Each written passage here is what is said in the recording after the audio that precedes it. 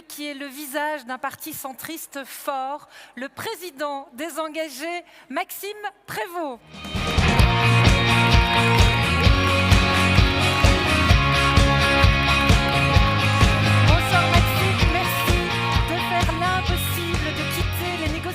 Pour nous rejoindre. Alors, je voudrais rappeler à ceux qui sont là que les engagés viennent de vivre une renaissance, une mue absolument extraordinaire, une véritable remontada historique. Maxime Prévost, tu incarnes le visage du centre, d'un centre désormais fort, dont on n'a pas honte de ne pas savoir se positionner ni à droite ni à gauche. Nous occupons le centre. On peut même dire en Belgique que tu incarnes le visage des démocrates. Alors on vient d'évoquer la formidable naissance du PDE il y a 20 ans et son évolution. Les engagés viennent de vivre une formidable mue. Il faut du courage pour se réinventer, tu n'en as pas manqué. Alors je te laisse le micro pour nous raconter cette formidable aventure et ce beau renouveau des engagés. Merci beaucoup. Bonjour Monsieur le Président et peut-être plus et affinités dans les jours à venir. Monsieur le Secrétaire Général, Mesdames et Messieurs les parlementaires honoraires et non moins honorables et toujours actifs, chacune et chacun. Je pense que la Belgique attend un gouvernement plus qu'elle ne m'attend, mais vous voyez que nous ne ménageons pas notre peine en Belgique pour éviter de trop singulariser la France, puisque nous n'en avons toujours pas non plus après 6 mois. Toujours est-il que combien de fois n'ai-je pas entendu, comme peut-être un bon nombre d'entre vous, qu'être centriste, c'était être incapable de faire des choix. C'était être mou. C'était aller là où le vent nous mène. Et souvent, cette posture a été mal comprise. Et probablement encore plus dans un monde qui, ces dernières décennies, s'est polarisé, s'est bipolarisé.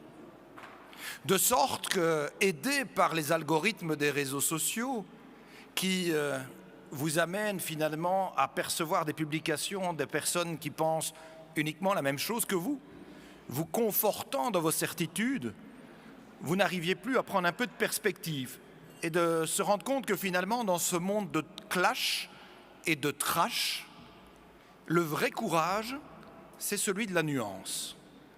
C'est d'ailleurs le philosophe et écrivain français Jean Birenbaum qui a produit un ouvrage il y a 2 étés, Le courage de la nuance.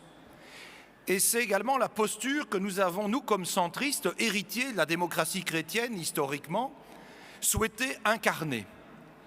En expliquant lors des débats électoraux, lors d'une campagne électorale féroce, comme vous êtes tous amenés à en connaître aux 4 coins du continent européen, que ce n'était pas une source de faiblesse de plaider la nuance, mais au contraire, la position, certes, la plus délicate, mais celle qui offre le plus de solutions. Et dans un monde désemparé où les citoyens n'ont pas nécessairement l'envie de se réfugier vers les formations extrémistes, de gauche ou de droite, mais là où celles-ci leur apparaissent trop régulièrement une source de solutions à leur désenchantement vis-à-vis de la classe politique, nous avons dû aussi nous remettre en question. Et le scrutin d'il y a 5 ans, en 2019, en a été une malheureuse mais très bonne opportunité. Les centristes avaient perdu le scrutin, perdant 30% de leurs parlementaires. 2 solutions. Soit croire que votre message est toujours le bon et que finalement les citoyens n'ont rien compris. C'est le meilleur moyen pour se retrouver à terme pétri de certitude dans une cabine téléphonique. Soit vous considérez que le message qu'historiquement, inspiré par la doctrine sociale chrétienne, vous avez diffusé, n'est finalement plus celle qui répond le plus adéquatement aux réalités du quotidien des citoyens. Et c'est l'option que nous avons choisie. Nous avons pendant plus de 2 ans veillé à nous remettre en question, aller à la rencontre de chacun, en ayant posé un geste inédit quand vous êtes une force politique, naturellement inspirant à pouvoir exercer le pouvoir, c'est renoncer à participer au gouvernement. Malgré notre défaite en 2019, la main nous a été tendue pour qu'avec des ministres nous puissions intégrer les exécutifs. Et nous l'avons refusé, en expliquant qu'on ne peut pas, pendant une campagne électorale, sans cesse dire qu'il faudra tenir compte du signal des électeurs, cette fameuse phrase passe partout, et puis ne pas le faire quand les résultats ne vous conviennent pas. Et donc nous l'avons entendu, ce message, celui d'une profonde remise en question de notre ADN. Et au terme de ce contact nourri avec la société civile, nous avons pu renaître, il y a 2 ans et demi seulement, en avril 2022, à Tour et Taxis, ici à Bruxelles, lors d'un congrès qui a créé les engagés. Parce qu'effectivement, aujourd'hui, on a énormément de raisons de s'indigner.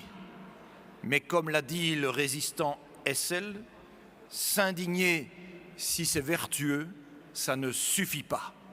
Et d'ailleurs, son 2e tome après « Indignez-vous » s'appelait « Engagez-vous ». Pour ne pas juste se contenter de dénoncer au balcon, mais pour se retrousser les manches et être force de solution. C'est ce que nous avons fait, et le processus de régénération de notre doctrine a été à ce point participatif avec toute une série d'acteurs de la société civile, que ceux-ci, alors même que nous étions dans l'opposition, alors même que nous n'avions pas de sucette à leur offrir, de mandat pour les aguicher, ont accepté de nous rejoindre en mettant leur forte notoriété en danger, cautionnant un processus de renaissance. Et nous avons accueilli des managers de l'année du monde économique, des recteurs d'université, des spécialistes de la santé qui ont été au premier plan pendant la crise sanitaire et qui ont reconnu que dans le paysage politique belge, francophone, ceux qui avaient osé se remettre en question et se remettre au diapason de la société d'aujourd'hui, c'étaient les centristes, c'étaient les démocrates, qui, bien plus que de vouloir souffler sur les braises ou alimenter les caricatures, avaient accepté de miser sur la bienveillance et sur la nuance. Toujours solidaires, sans verser dans l'assistanat, soutenant la culture et l'éducation comme mère de toutes les politiques, attentifs à déployer les ailes de ceux qui osent, qui entreprennent, à les encourager plutôt qu'à les stigmatiser, sans tomber dans les excès des coups de bâton ou du conservatisme, pétris de convictions aussi écologiques, ne laissant plus aux seuls écologistes politiques le soin de défendre ces enjeux de transition. Et c'est avec cette recette pondérée mais pertinente qu'il nous a été possible, avec un tone of voice, comme on dit en bon français, de pouvoir convaincre à nouveau et assister à cette résurgence des centristes. De sorte que là où nous étions devenus 5e parti à 8%, nous avons remporté les élections à 21% dans un scrutin proportionnel comme le nôtre, devenant, d'après le dernier sondage, même la 2e force politique francophone et la 3e au soir du scrutin, réintégrant l'ensemble des gouvernements de notre pays. Et ça, c'est la démonstration par les faits que, loin d'adopter des postures caricaturales, en conservant finalement les valeurs de l'héritage,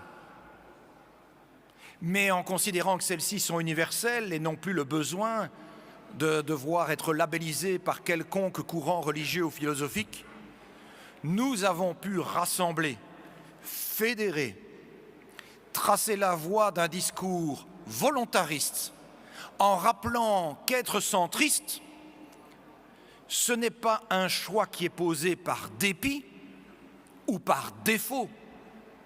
C'est un choix de conviction. Ce n'est pas faute de mieux que nous sommes centristes. C'est pour le mieux que nous revendiquons de l'être et que nous travaillons à pouvoir rassembler les citoyens de toute sensibilité. Comment pouvons-nous être crédibles comme hommes ou femmes politiques en plaidant le vivre ensemble si dans l'arène politique, nous ne sommes pas capables nous-mêmes d'avoir des attitudes qui vont pouvoir permettre ce rassemblement des idées et des forces? C'est le défi auquel nous sommes confrontés partout en Europe, en Belgique, en France et ailleurs. Et nous avons la conviction, plus que jamais, que nous démocrates européens, nous centristes, sans renier notre passé, mais en œuvrant différemment pour notre futur, nous serons, plus que jamais, les forces de solution auxquelles aspirent les Européens pour ne pas devoir basculer du côté obscur de la force comme trop d'États sont en train de le réaliser. Soyons fiers d'être des démocrates, des centristes et des Européens. Je vous remercie. Merci Maxime.